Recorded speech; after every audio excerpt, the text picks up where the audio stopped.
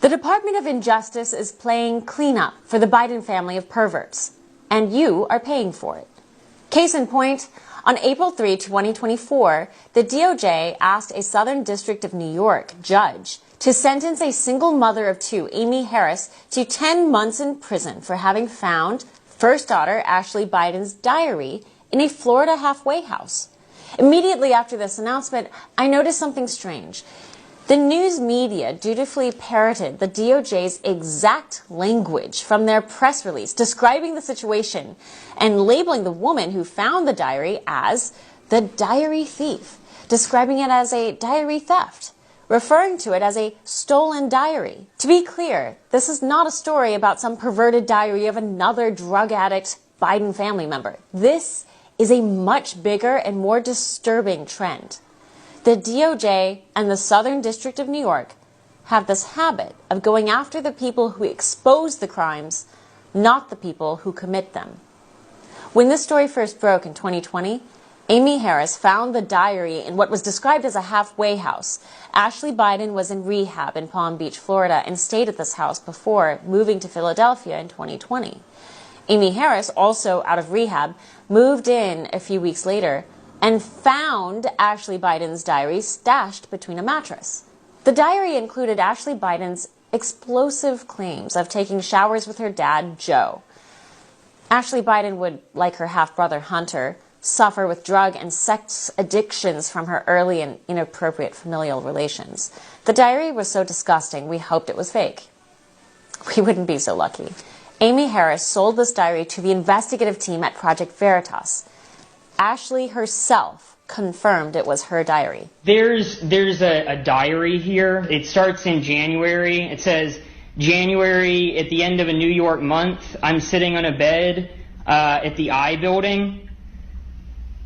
Yeah, so if you could just give everything that you have to Eric, that would be really great. I don't want to give this to the wrong person. I mean, I want to make sure at this point, and I don't mean to. I don't want to have to get Secret Service involved in this, right? Because it's a whole process. Mm-hmm. But you know, I am Ashley Biden. It is my stuff. Project Veritas never published the full diary. And while even the New York Times had to admit the diary was real, they failed to mention its deeply disturbing contents. They did, however, confirm the FBI was on the case. The Daily Mail next reported that the FBI wasn't investigating Amy Harris for theft at all. There was nothing illegal about finding the diary in a halfway house where Ashley left it. Nor did the FBI say Amy stole the diary. Rather, the FBI was investigating Amy Harris for selling the diary to the media. We find out later, Ashley Biden's lawyer called for the Southern District of New York to get involved. That same day, the Southern District of New York opened an investigation into the journalists at Project Veritas. Pre-dawn FBI raids on journalists followed. No Project Veritas journalist was charged with the crime. But all their devices were seized. The SDNY is the Biden's personal Gestapo. They're not even hiding it anymore.